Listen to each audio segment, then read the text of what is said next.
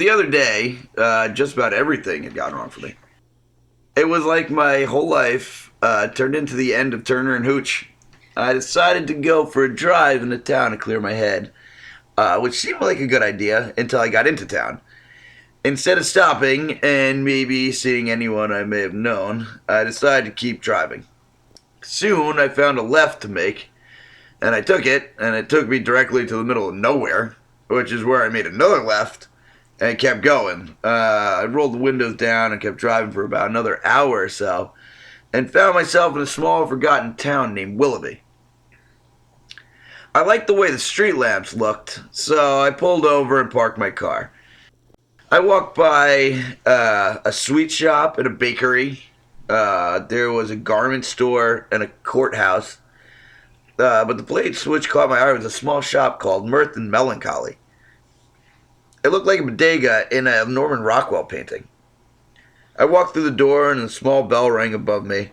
The shopkeeper looked up and nodded to me from behind her counter and some book she was writing in, probably marking down inventory or something. The store strangely smelt of coriander and burnt sulfur. The layout of the shop was wider instead of the traditional long bodega layout, and shelves lined the walls and aisles, and they were all filled with these small glass jars filled with different colored liquids. Each container had a corresponding label written in beautiful calligraphy. I picked up one randomly. It was light purple, almost periwinkle, and written on it was, "Thought you caught a big fish, but it must have been a big piece of driftwood or something." Next to it was a jar with aquamarine liquid in it, and on it said, "Got away from the police after a political rally went crazy." I put the bottle down confused and walked up the aisle. I found a bottle filled with what looked like turpentine in it, and on it was written, "Fired up and took off in a Ferrari for the first time." I looked up from the bottle toward the shopkeeper, hoping for an explanation, and sensing my questions, she looked back. She was like, and I was like, "So what are these?" She said, "They're feelings." I was like, "What?"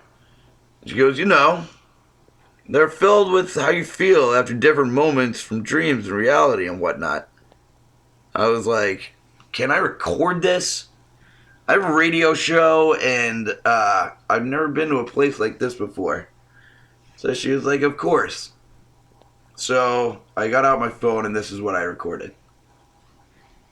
"Hey, so I am at Melancholy and Mirth." Mirth and Melancholy. Wait, what? Nothing. Mirth and Melancholy. Here with me is the shop owner, and her name is... Beatrice. Well, thank you for letting me record this. I've never been in a place like this before. In fact, I'm not sure if I'm alive anymore. I assure that you are. Well, what is this place? This is a repository of reaction. What are all these liquids? They are bottled raw emotion. All of these? All of them. Alright. So take me around. Like, what do we have? Well, our selection is infinite. Literally everything can happen in life creates a feeling in some way or another.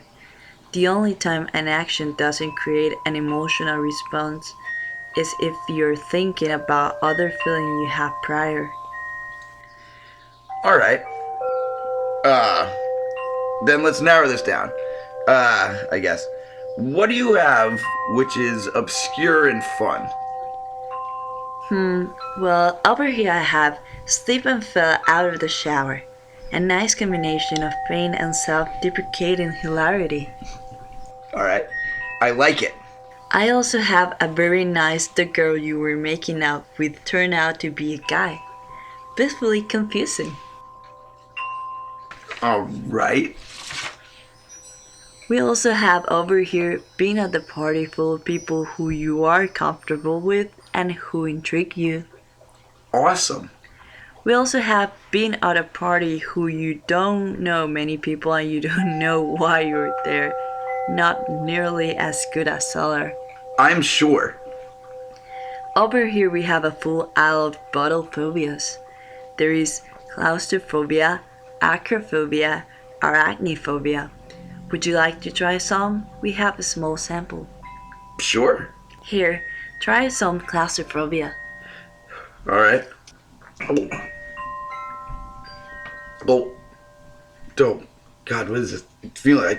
I can't breathe. I can't breathe. Everything's closing in on me. I want my head hurts. I gotta get out of here. I can't.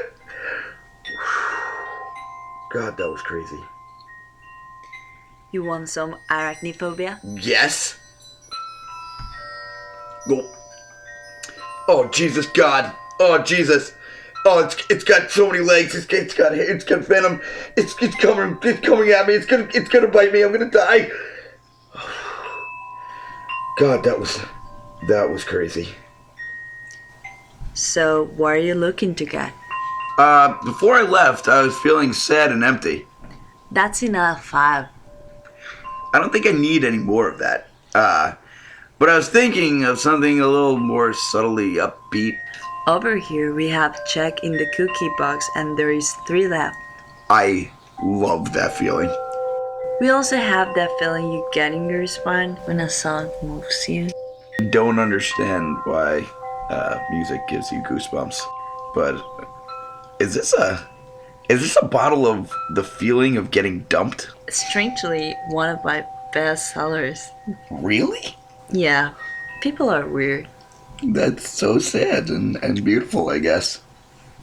We also have the first kiss from the person you were dying to kiss. That sounds great, but that feeling seems to get me in trouble a lot. In the end, I picked up a jar of longing, a feeling which I hadn't had since I was young and naive. And I bid Beatrice farewell, and got in my car and left, and I got home around midnight. I still don't quite know where I was. It wasn't on the map, and my phone had died, and I can't seem to find Willoughby anywhere. But either way, it was a beautiful town, and I hope I'll find it again at some point.